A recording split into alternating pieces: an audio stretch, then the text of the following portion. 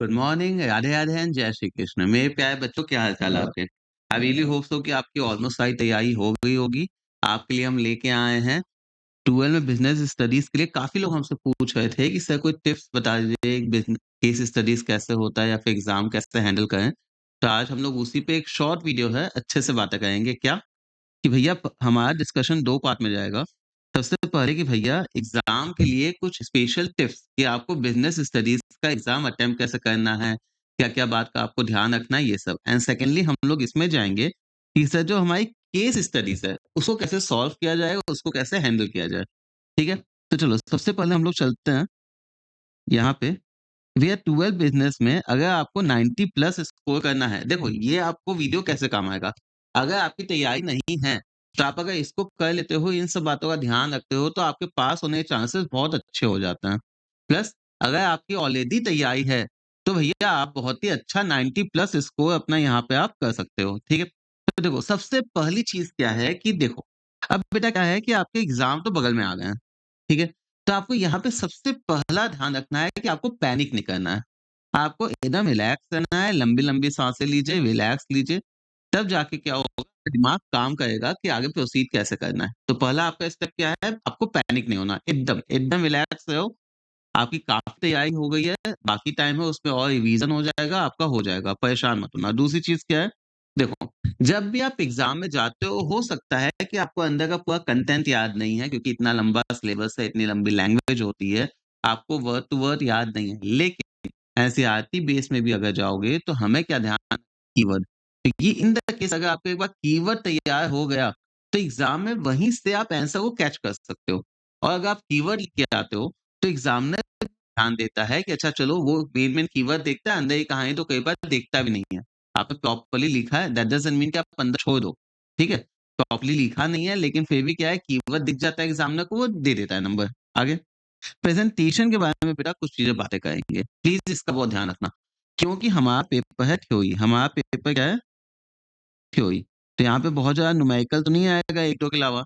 तो हमें सबसे पहले ध्यान रखना है आपको बहुत कोई आप समझो, आप ना कोई राइटिंग कॉम्पिटिशन में नहीं हो, लेकिन आपको प्रेज़ेंटेशन में अच्छे से ध्यान रखना है जिसमें सबसे पहली चीज़ आपको ध्यान रखनी है कि आपको नीट एंड क्लीन पेपर होना चाहिए। नीट एंड क्लीन का एग्ज़ाम्पल क्या है? जैसे कि मान लीजिए कि आपने कोई लाइन लिखा, आपकी गलती हो गई, तो उसको ऐसे गंदा-गंदा मत करना। आपको प्रॉपर अच्छे से काटना है। दूसरी चीज़ क्या होती है? आपको एक नीट एंड क्लीन के लिए क्या चीज़ का ध्यान रखना पड़ता है? स्पेसिंग। एग्ज़ाम्पल जैसे कि माना आपने एक पैराग्राफ लिखा, ठीक है? मीनिंग आपने लिखा, फिर उसके बाद आपको फीचर्स लिखना है। तो आप 1 लाइन का गैपिंग दे दो और उसके बाद आप अगले फीचर्स पे चलो, ठीक है? जैसे अगर आप मान लो कि आप एक लंबा क्वेश्चन स्टार्ट कर रहे हो 5 मार्क्स का, 6 मार्क्स का, तो हर एक क्वेश्चन लंबा वाला आप क्या करो, न्यू पेज पे करो। पेज लेने में कंजूसी मत करो भैया, एग्ज़ामिनेशन फीस लगती है इसी चीज़ की। तो पेज आप लीजिए, अच्छे से कीजिए, कोई दिक्कत हो तो अलग से बताइए, ठीक है? आगे, फिर आपका है कि आप देखो जो भी बेटा आंसर दे रहे हो, यहाँ पे ना अब वो ज़माने गए कि पैराग्राफ में लिखोगे, कहानी होगी, एग्ज़ामिनर को बेवकूफ़ बनाओगे, चूना लगाओगे, वो खोजेगा नहीं बेटा। एग्ज़ामिनर का काम करना है आपको आसान, तो आपको आंसर होना चाहिए पॉइंट वाइज़। अगर आप पॉइंट वाइज़ जैसे 4 मार्क्स है तो 4 पॉइंट लिखो, 6 मार्क्स है तो 6 पॉइंट लिखो। जितना आप पॉइंट वाइज़ आंसर लिखोगे, एग्ज़ामिनर के लिए डायरेक्ट आंसर देना आसान होगा। फ्लो चार्ट, देखो अब फ्लो चार्ट कहाँ बनाना है? फ्लो चार्ट का मतलब क्या हो गया? जैसे कि मान लो अगर आपका आ गया कि आपको किसी के फीचर्स लिखना है, तो आप क्या करो? ऐसे एक फीचर लिखो, तो यहाँ पे इसका एक फीचर होता है, यहाँ पे होता है, यहाँ पे तीसरा कर दो, यहाँ पे चौथा कर दो, यहाँ पे आप इसका फीचर 5वाँ कर दो। तो ये आपका क्या हो गया? एक फ्लो चार्ट बन गया और उसके बाद एक-एक करके आप एक्सप्लेन कर दो। तो इससे एग्ज़ामिनर को शुरुआत में अट्रैक्टिव हो जाता है, उसको दिख जाता है कि अच्छा ठीक है भैया ऐसे लिखा हुआ है, तो इसको पॉइंट तो पता है, उसके बाद आप एक-एक पॉइंट पकड़ के एक्सप्लेन कर दो, ठीक है? नॉर्मली इम्पोर्टेंस हो गया, जहाँ पे मल्टीपल पॉइंट्स एकदम डायरेक्ट आंसर होता है, वहाँ पे आप क्या करते हो अपना फ्लो चार्ट बना सकते हो। मैंने प्रॉपर गैपिंग वाली आपकी बातें कर ही दी। अब देखो, कुछ अभी केस स्टडीज़ डिस्कस करेंगे, उसमें क्या होता है ना, अगर क्वेश्चन में लिखा है कि भैया with the help of code या फिर कोड द लाइन जो कि आपके केस स्टडी में दिया है, तो आप उसमें क्या करना है, आपको लाइन आइडेंटिफाई करके उसको लिख के ही आना है। उसके लिए आप अच्छे से आराम से टॉपर्स की कॉपी मैंने देखा है तो उसके हिसाब से आप क्या करो, आप ऐसे कोड हेडिंग डाल दो और यहाँ पे आप ये लाइन लिख दो, ठीक है? देखो कोड लिखते समय ना हम आपको एक बहुत अच्छी टिप भी देते हैं, समझो इस चीज़ को। बेटा होता क्या है कि आपके एग्ज़ाम में जो लाइन कई बार पैराग्राफ में होती है ना, वो बहुत लंबी हो जाती है। मतलब 2-3 लाइन की तो वो हो ही जाता है पॉइंट जो आपको कोट करना पड़ता है। तो आप इतना मत करना, आप क्या करना, यहाँ पे जैसे लिखना Mohan has dot, dot, dot, dot, dot, फिर क्या करना, यहाँ पे लास्ट के 3 वर्ड लिख देना, 3 या 4 वर्ड। मतलब बेसिकली क्या है, टाइम बचाने के लिए आपने पूरा लाइन नहीं लिखा। आपने क्या लिखा, लाइन को आइडेंटिफ़ाई कर दिया, शुरुआत के 4-5 वर्ड लिखे, फिर डॉट, डॉट, डॉट करके आगे 4-5 वर्ड लिख दिए। तो इससे क्या है, उसको समझ में आ गया कि अच्छा ये वाली लाइन है।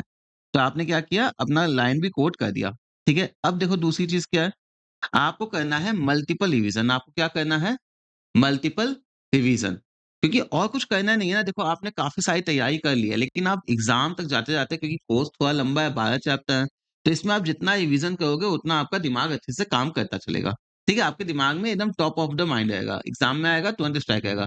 तो आपको कल रिवीजन करना है। रिवीजन के लिए आपको क्या करना है, आप जो भी स्टडी मटेरियल अभी तक यूज़ करते आए हो, आपको बस वही स्टडी मटेरियल को रेफर करना है। कुछ एक्स्ट्रा जानने की ज़रूरत आपको नहीं है। ठीक है? अब अगले पॉइंट, आपको कीवर्ड हाइलाइट करने हैं। कीवर्ड हाइलाइट करना कैसे है? देखो कुछ नहीं करना, कीवर्ड हाइलाइट का मतलब है कीवर्ड आपको अंडरलाइन करना है। आप कहीं पे भी लिखे, कोई आपको इम्पोर्टेंट कीवर्ड दिख गया कि भैया ये इम्पोर्टेंस है, ये फीचर है, कुछ अलग है जिससे आप आइडेंटिफाई कर सकते हो, तो आप उसको अगर हाइलाइट या अंडरलाइन कर देते हो, तो एग्ज़ामिनर को भी डायरेक्ट दिख जाता है। देखो सिंपल बात है ना, आप अगर एग्ज़ामिनर के लिए काम आसान बनाओगे, तो वो आपके लिए काम आसान बनाएगा। ठीक? समझ में आया? आगे? मैंने फ्लो चार्ट वाला अभी डिस्कशन कर ही दिया कि आपको फ्लो चार्ट कहाँ प्रिपेयर करना है। अब देखो, कई बार ऐसा होता है हमारे से डायरेक्ट डिफेंस पूछ लेता है। तो डिफेंस में हम क्या गलती करते हैं, क्योंकि देखो, आपकी जो कॉपी होती है ना बेटा, आपका कंपैरेटिवली चेक होता है। एग्ज़ामिनर के पास तो बहुत कॉपी है, तो जिसमें वो उसको बेस्ट दिखेगा वो करेगा। हम नॉर्मली क्या करते हैं, हम भैया यहाँ पे करते हैं, यहाँ पे करते हैं और यहाँ पे पॉइंट, पॉइंट, पॉइंट में कराते हैं। नहीं, आपको यहाँ पे ऐसे नहीं करना। आपको क्या करना है, देखिए सारे आंसर दिए हुए हैं, आप जहाँ से भी किए होंगे वहाँ पे बेसिस दिया हुआ है। तो आपको 3 कॉलम बनाना है, 1 बेसिस का और 2 पॉइंट आपके डिफेंस का। जिस बेसिस पे आपका डिफेंस हो रहा है, तो ये आंसर ज़्यादा बेटर होता है जब भी आप कोई डिफेंस प्रेज़ेंट कर रहे हो तो। ठीक है?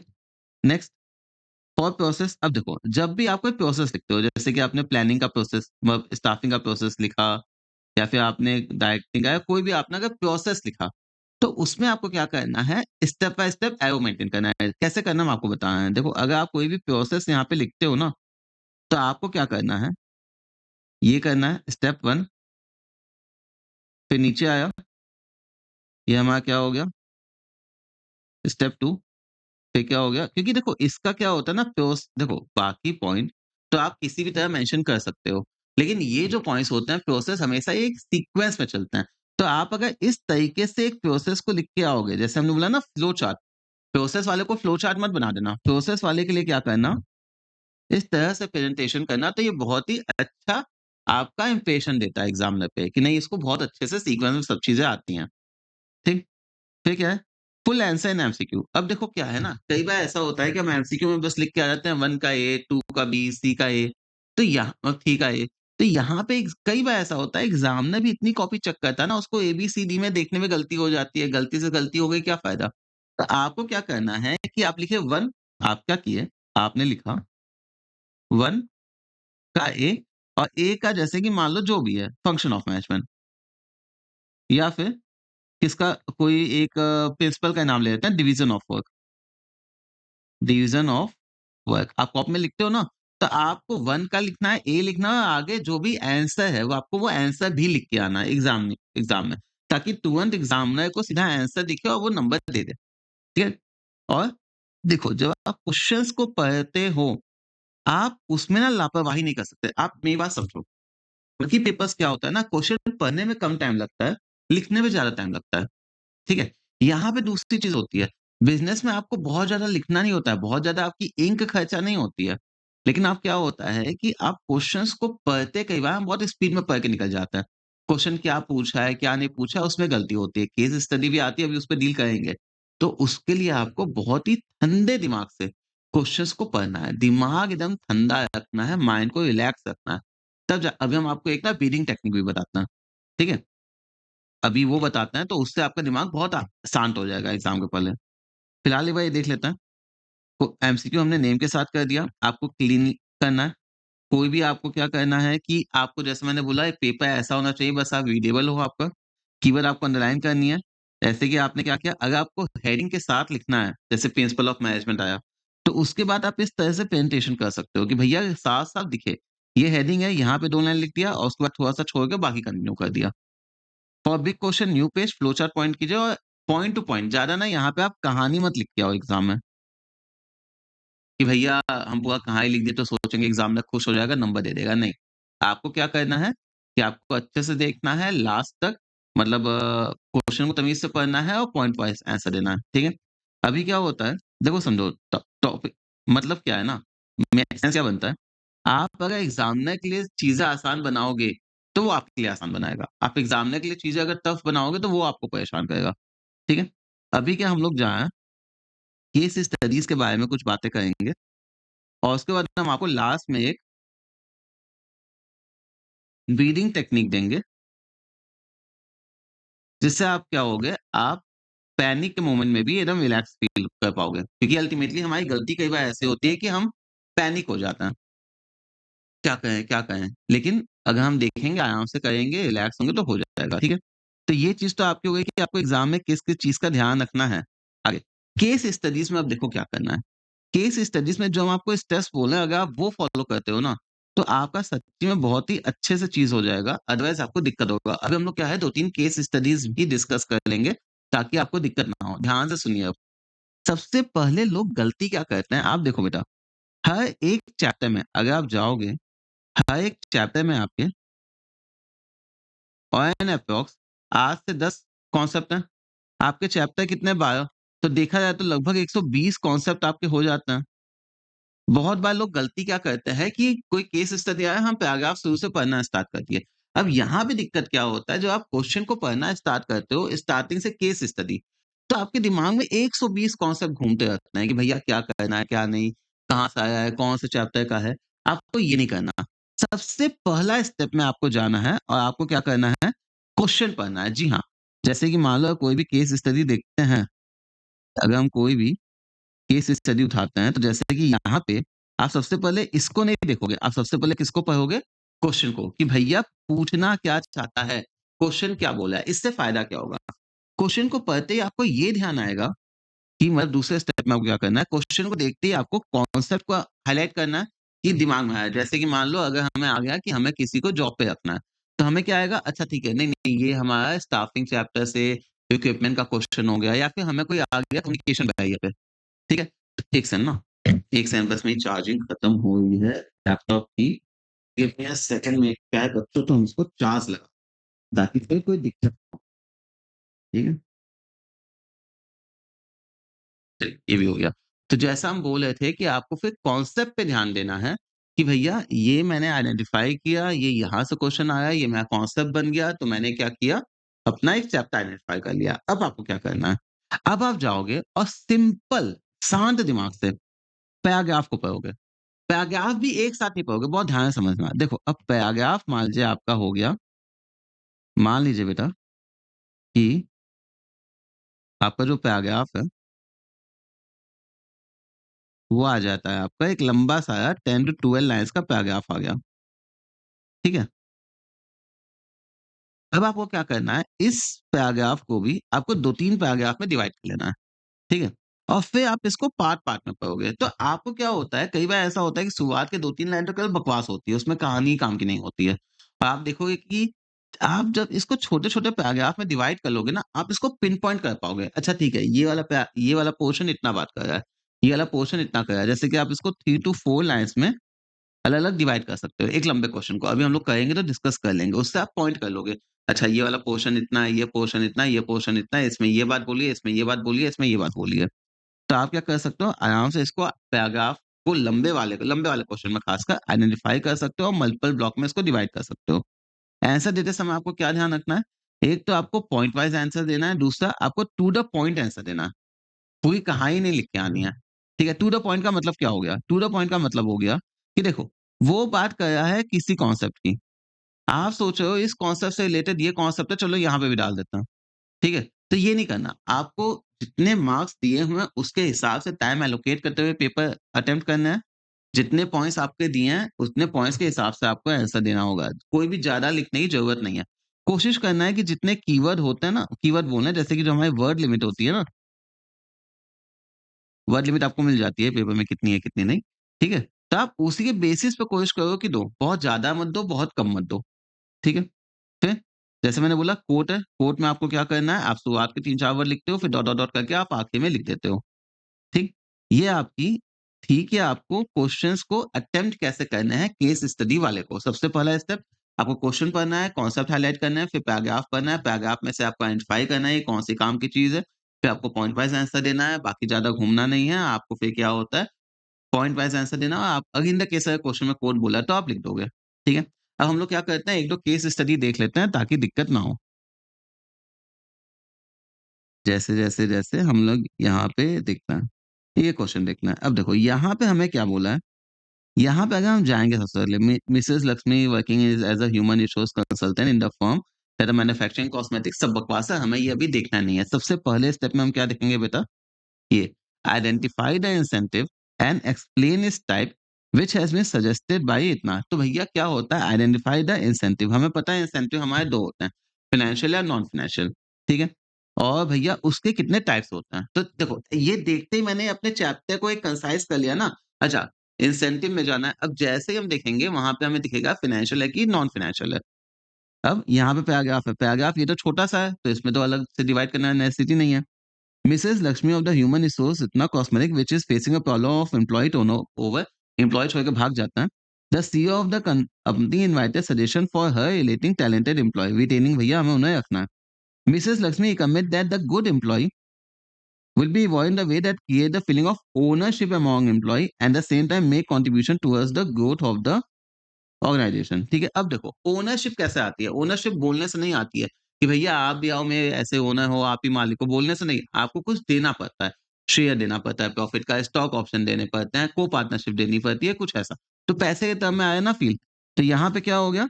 को-पार्टनरशिप या स्टॉक ऑप्शन। सबसे पहले हमें पता चला कि भैया फाइनेंशियल बेनिफिट है और इसका एग्ज़ाम्पल क्या हो सकता है कि भैया को-ओनरशिप ऐसे आती है, फाइनेंशियल वाले में। ठीक? उसके बाद बोला है अदर टू में आप कोई भी डाल सकते हो रिटायरमेंट बेनिफिट परक्विज़िट। परक्विज़िट मतलब आपका क्या होता था कि भैया आपको हम एजुकेशन देंगे आपके बच्चों के लिए एक्स्ट्रा फैसिलिटीज़। मॉनिटरी टर्म में तो उसकी वैल्यू होती है ना? ठीक है? अगला, अगला कौन-सा क्वेश्चन करें कौन-सा क्वेश्चन करें? क्वेश्चन्स तो काफ़ी सारे हैं, लेकिन चलो ये वाला देखते हैं। यहाँ पे क्या बोला है? Identify and explain the paragraph तो देखना नहीं है पहले। Identify and explain the function of management. Function of management का मतलब क्या हुआ? बेटा फंक्शन ऑफ मैनेजमेंट हमारे होते हैं पॉज़ डीसी, याद है ना? पॉज़ डीसी ऐसी-तैसी, planning, organising, staffing, directing, controlling. तो अब हमें क्या करना है? हमें ये तो पता चल गया कि भैया ये हमारा एक उस 5 में से फंक्शन जाएगा। दूसरी चीज़, बोला है फिर कि इम्पोर्टेंस बताओ, तो इम्पोर्टेंस तो आसान है, जो भी फंक्शन में आएगा, हम उसके हिसाब से अपनी इम्पोर्टेंस तो पॉइंट आउट कर सकते हैं, ठीक है? उसमें दिक्कत नहीं है, इम्पोर्टेंस के तो साफ आपके पॉइंट दिए हुए हैं सिलेबस में। अब हमें यहाँ पे क्या करना है? हमें मैनेजमेंट का प्रोसेस आइडेंटिफाई करना है, तो करते हैं। Nakul belongs to a small village Varanasi being only literate person in the immediate family. अब देखो यहाँ पे क्या होता है ना, जैसे मैंने बोला इसको हम इधर 2-3 पैराग्राफ में चाहें तो अपने लिए डिवाइड कर सकते हैं, ठीक है? He decided to settle in the city he wants to open इतना Delhi possesses extraordinary skill. Very soon he started getting request from his cousin in the village to engage in some kind of job. मतलब कि भैया वहाँ से उसका एक रिश्तेदार बोला है कि भाई साहब हमें कोई नौकरी पे लगाओ, ठीक है? कंसिडरिंग हिज मोरल ऑब्लिगेशन उसे लगा नहीं भैया मेरे गाँव का है हमें हेल्प करनी चाहिए। He engage his 5 of his cousin in the business without paying specific attention to individual. अब देखो यहाँ पे दिक्कत हो गई। नौकरी पे तो रख लिया लेकिन कौन-सा बंदा किस काम के लिए उसको पता ही नहीं है। This lead to waste of material, time, and effort, resulting in lower and poor quality. As a result, the profitability of the business starts falling क्योंकि बहुत बर्बाद होता है. He realizes success of the business is essential to the right kind of people available. तो भैया right kind of people available हो तो यहाँ पे ले दे के किसकी बातें किया है? प्लानिंग नहीं, ऑर्गेनाइजिंग नहीं, डायरेक्टिंग नहीं, कंट्रोलिंग नहीं, यहाँ पे किसकी बात किया है? स्टाफिंग की। तो हमें यहाँ पे पता चल गया कि किस प्रोसेस की बातें कर रहा है वो स्टाफिंग की। स्टाफिंग में जब हम सही पर्सन को सही जॉब पे लेके आते हैं, ठीक? यहाँ पे क्या हो गया फिर उसकी इम्पोर्टेंस लिख दिया। कोई तो ये वाला क्वेश्चन एक बार देखते हैं कम्युनिकेशन ऑफ बैरियर पे, देखते हैं। Type of communication of barrier. अब देखो यहाँ पे आपको क्या है ना, कि जैसे ही आपने ये सब चैप्टर देखा, आपको ये पॉइंट्स ध्यान में होना चाहिए कि कम्युनिकेशन ऑफ बैरियर क्या-क्या होता है। सबसे पहले आप इसको पॉइंट देखें, पॉइंट देखने के बाद ही आपने कहाँ गया, कम्युनिकेशन ऑफ बैरियर जो भी चैप्टर में था, देख लेंगे अभी। तो आपको क्या होता है, आपने पॉइंट देखा, फिर कॉन्सेप्ट गए। कॉन्सेप्ट में क्या-क्या होता है कम्युनिकेशन बैरियर, सेमेंटिक बैरियर होता था। बैरियर्स है ना? कम्युनिकेशन बैरियर, ठीक है? सेमेंटिक बैरियर्स होता था और वहाँ पे पावर वाला इश्यू होता था, थ्रेट वाला ये सब।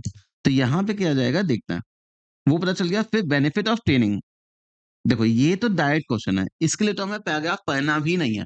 ट्रेनिंग से क्या-क्या बेनिफिट होता है ये आपको तुरंत दिख जाएगा, कि भैया ट्रेनिंग से क्या होता है, वेस्टेज कम होती है, प्रोडक्टिविटी एम्प्लॉय होती है, ये सब। मोरल हाई होता है। ये तो डायरेक्ट क्वेश्चन हो गया। और communicate the true value to find want to communicate to the society, ये तो पैराग्राफ पढ़ के पता चलता है। इसका ना बाबू देखो, ये जो वैल्यूज वाले क्वेश्चन होते हैं ना, इसका कोई डायरेक्ट आंसर नहीं होता है। कई बार मल्टीपल लोग मल्टीपल आंसर देते हैं कि पॉवर्टी हटाना है, क्वेश्चन में कहीं लिखा है, वुमेन एजुकेशन देना है, हेल्थ केयर देना है, इस टाइप से। अब देखते हैं कि बैरियर वाला कैसे पता चलेगा। Diksha is general manager. Telecom telemarketing is a method of direct marketing in which a representation of the company solicits profit prospective customer to buy product and services, either over the phone or face to face or web conferencing से हम उससे बात करते हैं. Diksha is sure that all the call center representative are versed with the local language so that they can. अब देखो language में अगर हमें सही से बात करनी है सेम, तो यहाँ पे हम किसकी बात करते हैं, सेमेंटिक्स की। सेमेंटिक का मतलब ही होता है language. Moreover, the employer provided training to improve the troubleshooting skill. Do not spend much time with every customer, कि भैया फालतू में सबके साथ टाइम स्पेंड नहीं करना, कई कस्टमर परेशान करता है। By acquiring this skill, add value to the and shorten the call duration, lead to increase customer satisfaction and profitability as a part time. अब देखो ये तो आपका इसकी बात हो गया, और यहाँ पे दूसरी बात बोला है कि वुमेन एम्पावरमेंट की कुछ बातें बोला है।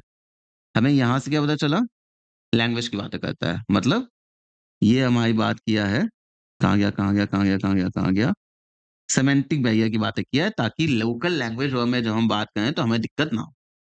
और आप यहाँ पे जाओगे, वुमेन एम्पावरमेंट और ह्यूमैनिटी की बात किया कि भैया इंसानियत होनी चाहिए और वुमेन को एम्पावर करना है।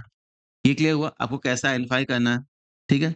एक चीज़ और देख लेते हैं, 1-2 क्वेश्चन अगर बोलो तो और देख लेते हैं। जैसे कि हुँ, ये वाला, यहाँ पे बोला है from the above paragraph quote the line, आ गया ना, quote line indicating the formal and informal communication. अब देखो फॉर्मल एंड फॉर्मल कम्युनिकेशन क्या होता है आपको पता होना चाहिए, जब हम एक सीक्वेंस से बात करते हैं, चेन ऑफ कमांड के हिसाब से बात करते हैं। इनफॉर्मल में कोई भी चीज से बात करता है, लेकिन यहाँ पे हमें एक्सप्लेन नहीं करना है, लाइन को कोट करना है। और फिर टू फीचर्स ऑफ इनफॉर्मल, देखो सेकंड पॉइंट तो डायरेक्ट हो जाएगा। और वैल्यू सिस्टम की बात किया है, तो अब लाइन पकड़ना है। लाइन क्या दिया है, Pratik is a multinational company. He was running a temperature for many days. With his blood test, he found that the positive for malaria. He was admitted to the hospital and transfused advised his condition. One of his colleagues sent the text to superior and immediately sent the text to employee. अब देखो यहाँ पे क्या हुआ, हम इसको बोले, इसने इसको बोला, तो यहाँ पे क्या हो गया, एक सीक्वेंस गया ना। Mister Chatterjee immediately send text to employ, ये वाला। तो ये अब देखो ये वाला एग्जाम में पहली बात तो आपकी लाइन क्लियर हुई। एग्जाम में आपको इतना नहीं करना, इतना लिखना, इस पूरे की जगह डॉट, डॉट, डॉट लिखना, और यहाँ पे लास्ट का 4 वर्ड लिखाना, मोर देन इनफ है। इतना लंबा लाइन लिखने का टाइम नहीं है, वेस्ट नहीं करना आपको। इनफॉर्मल कम्युनिकेशन देखना है। इनफॉर्मल कम्युनिकेशन क्या बोला है? When the general manager came to know, he ordered the fumigation of the company besides cleaning the surrounding. भैया जनरल मैनेजर को पता चला, उसने क्या किया कि पूरा तुरंत ऑर्डर कर दिया कि भैया ये काम करो। तो यहाँ पे किसी से पूछा नहीं, कुछ हुआ नहीं। तो यहाँ पे आपका क्या हो गया? एक सेकंड, एक सेकंड, एक सेकंड, एक second, sorry, sorry, sorry, sorry, sorry. यहाँ पे जनरल मै हाँ, देखो यहाँ पे जनरल मैनेजर ने एक पूरा प्रॉपर ऑर्डर दिया, तो ये अपना हो गया फॉर्मल कम्युनिकेशन। अब भैया यहाँ पे मैसेज में बातें चल रही हैं, अब समझ रहे हो? हम इसको टेक्स्ट दिए, वो उसको टेक्स्ट दिया है, तो व्हाट्सएप ग्रुप बना के बैठे हुए हैं सब, समझा? तो ये अपना क्या हो गया, इनफॉर्मल कम्युनिकेशन। और यहाँ पे आप जाओगे तो जनरल मैनेजर को पता चला, तो उसने पूरा एक ऑर्डर दिया कि भैया ऐसा होना है, वैसा होना है। तो ये अपना क्या हो गया, फॉर्मल कम्युनिकेशन। और यहाँ पे जो मैसेज मैसेज में ये सब भाई साहब आराम से बातें किए जाए ना, चलो व्हाट्सएप पे बातें करते हैं, मैसेज पे करते हैं कि भैया फ़ोन चाहिए, ये वो दुनिया भर की चीज़ें, तो वो क्या क्या हो गया हमारा इनफॉर्मल कम्युनिकेशन, ठीक? और कोई क्वेश्चन? कोई एक क्वेश्चन देखें, अगर एक और कोई डिस्कस हो सके तो, ये कर लेते हैं। अब क्या बोला है? तुरंत बोल दिया identify the source of equipment. अब देखो जैसे आपका सोर्स ऑफ इक्विपमेंट आएगा, इक्विपमेंट के समय तुम्हें आपको पता होना चाहिए 2 होते हैं, एक इंटरनल सोर्स होता है, एक एक्सटर्नल सोर्स होता है। इंटरनल में क्या होता है ट्रांसफर, प्रमोशन होता है, एक्सटर्नल में तो काफ़ी सारे होते हैं। तो आपको ये तुरंत दिखा कि भैया ये होना चाहिए। अब इसने जो भी किया और उसके 2 हमें क्या करना है एडवांटेज लिखना है। फाइनेंशियल इंसेंटिव जो कि नियस ने दिया है वो भी लाइन को कोट करके, ठीक है? तो हमें ये एक दूसरा पोर्शन हो गया। सबसे पहले हम देखते हैं कि इसने कैसे इक्विपमेंट किया है।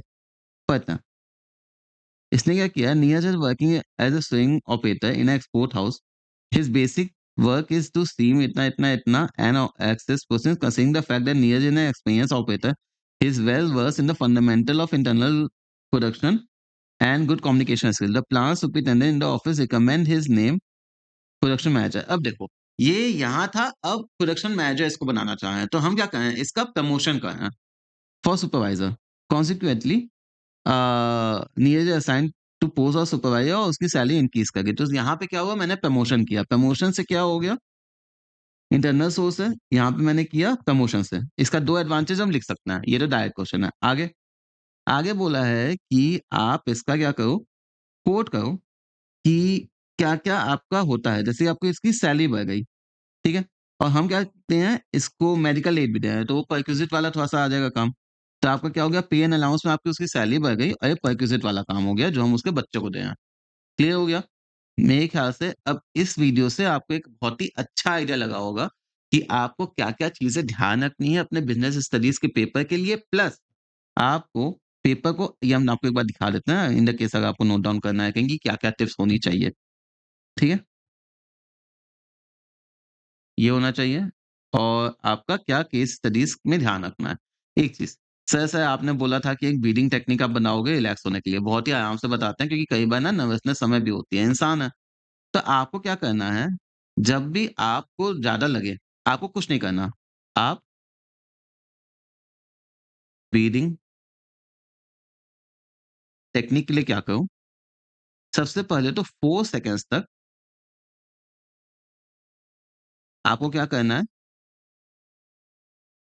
ब्रेथ आपको साँस अंदर लेनी है,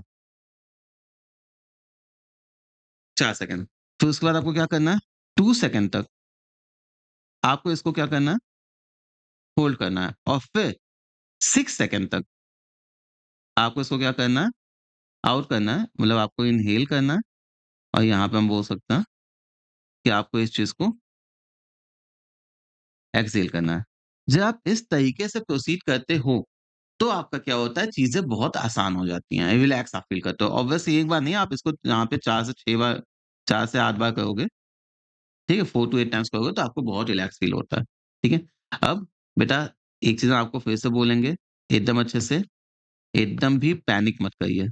आपका जितना तैयारी हुआ है, अच्छे से तैयारी है, रिवीज़न करिए, सब हो जाएगा। जो भी मटेरियल है उसको देखो, पैनिक मत करो और इसको ध्यान से, आराम से, अच्छे से रिवाइज़ करो, ठीक है? और ठीक है, पैनिक मत कीजिए, रिलैक्स कीजिए और हम आज रात में या मॉर्निंग में एक कोशिश करते हैं कि आपके लिए एक हम क्विक रिवीज़न वीडियो लेके आ जाएँ, ठीक है? जिससे कि आप अपना एक बार पूरा course at a glance revise कर सको, ठीक है? वो थोड़ा स्पीड में रिवीज़न होगा, आप उसको अच्छे से तैयारी करना, रिलैक्स करना, रिवाइज़ करना तो आपको बहुत अच्छे से पूरा एकदम एट अ ग्लांस आपका तैयार हो जाएगा, ठीक है? वो एग्ज़ाम के दिन के पहले मॉर्निंग में भोर में आ जाएगा, मतलब कल की बातें करते हैं, ठीक है? चलो, अब आप एकदम रिलैक्स करो, तैयारी करो, हम लोग जल्दी मिलते हैं। Thank you so much, God bless you बेटा।